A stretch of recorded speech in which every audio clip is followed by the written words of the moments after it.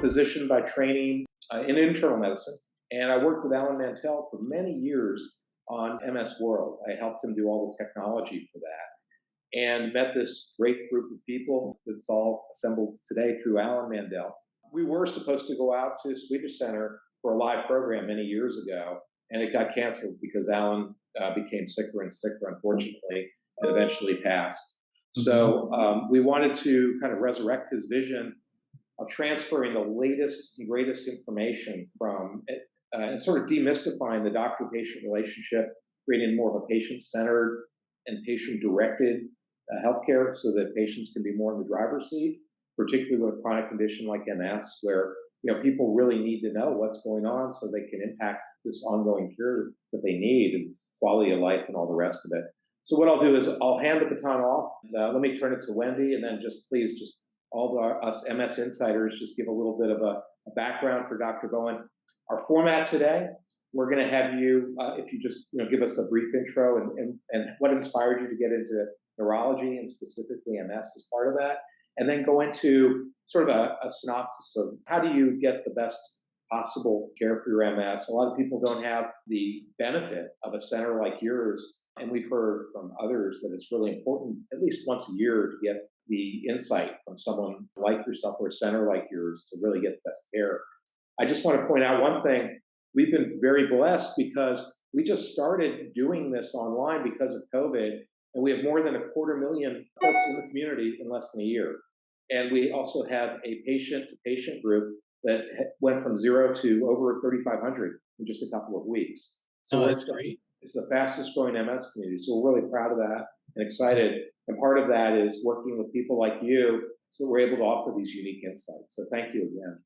I always laugh and I feel very honored, but I got to take a tour of this, the Swedish MS Center of Excellence when it was still in the construction stages. We walked over, we put on hard hats, and we went through the building.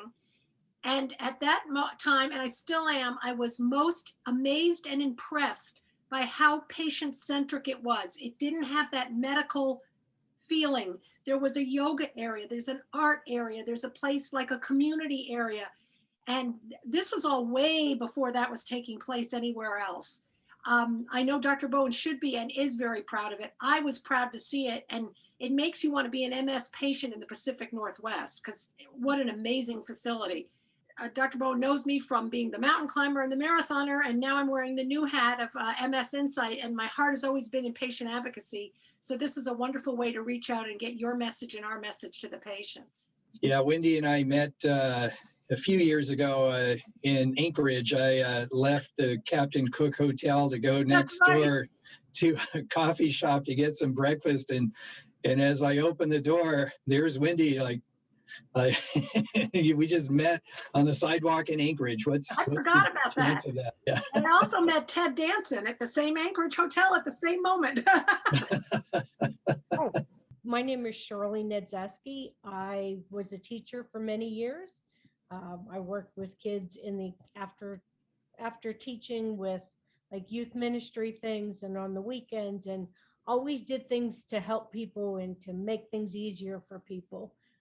I got MS in 2003, and very shortly after that, I met Alan Mandel, and of course, Alan brought all of us together, and then I started working with MS World as their director of patient programming. So I was involved in a lot of the scheduling and getting the doctors and things. So right now I am with MS Insight. Love it. Love the people I work with. They are a fabulous group of people that I cannot say too many nice things about, because they're just wonderful people.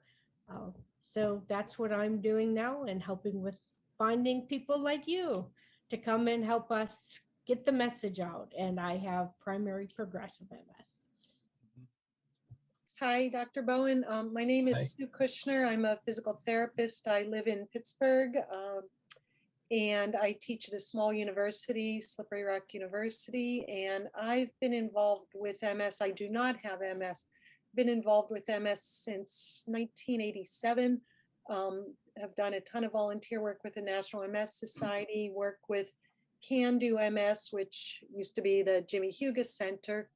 And gosh, my first job out of graduate school was at Swedish Hospital Medical Center in '85. Hello, I'm Jennifer Pizzuto. I am a mental health therapist. I live in Pittsburgh. I've had MS since 2006.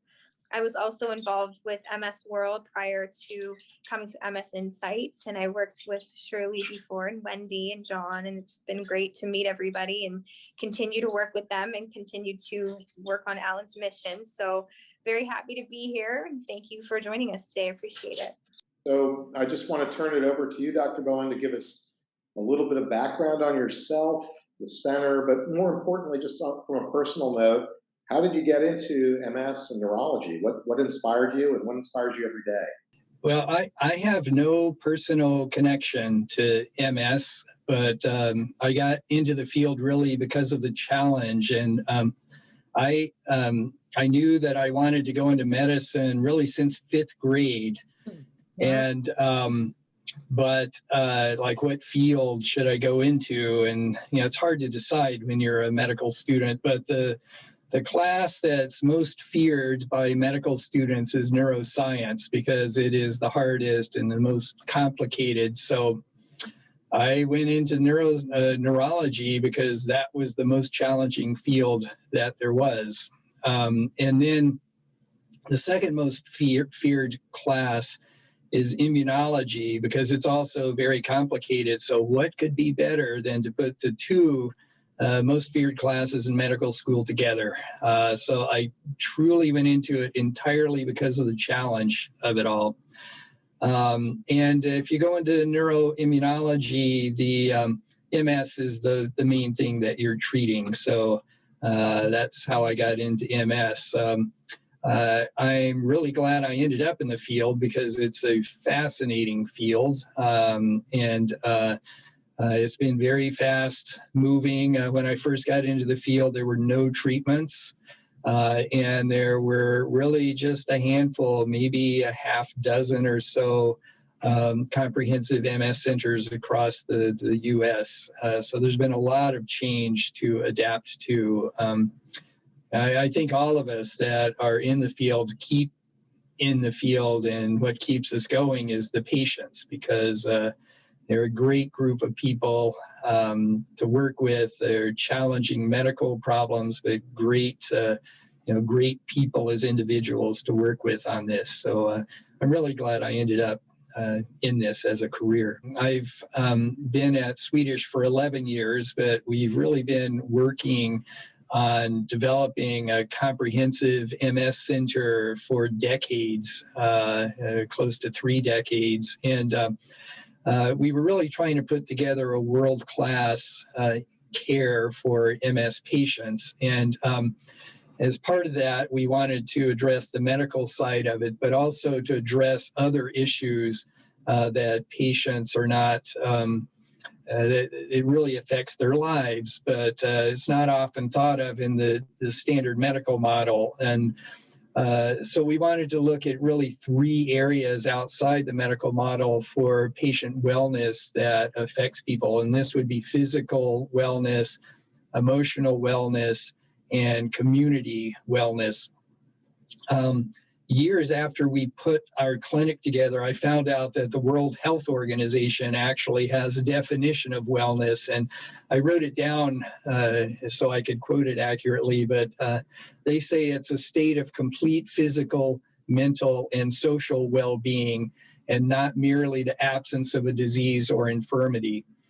And I thought that was actually kind of surprising that this thing that we had come up with, physical, emotional, and community, really aligns perfectly with their physical, mental, and social well-being. So that's the things that we were trying to address in our broader program.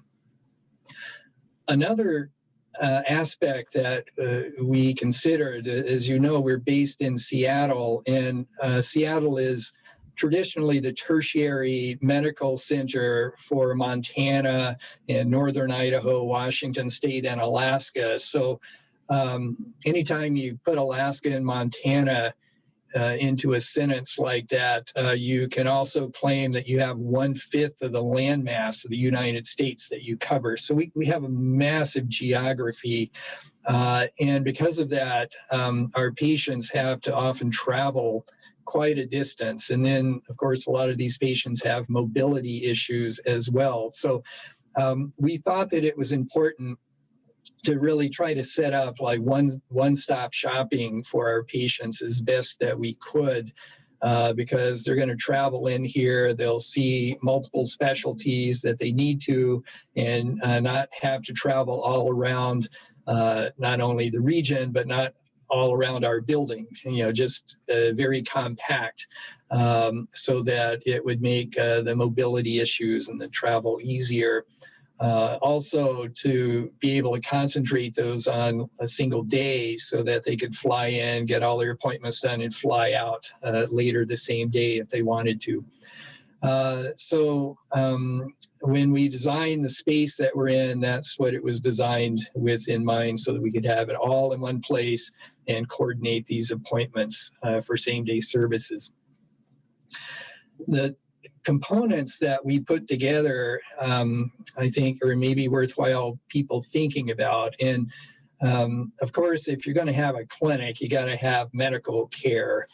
And so we sought to put all the big components that you need for medical care into our program. And of course, for multiple sclerosis, one of the key ones is neurology. So we've staffed our clinic. Right now we have really 4 MS specialty trained neurologists in our program, and a nurse practitioner that specializes just in MS. Neurology, you want to help diagnose the disease. Diagnosing MS is actually rather challenging, and there's a fairly high rate of people being misdiagnosed if it's a non-MS specialist that's doing that. They could be misdiagnosed where they have MS, but they're not diagnosed because the doctor missed the diagnosis. But we also see a fair number of patients that are diagnosed with MS that actually don't have it. And so we would like to have an accurate diagnosis, either way. And a specialist in the field can help with that.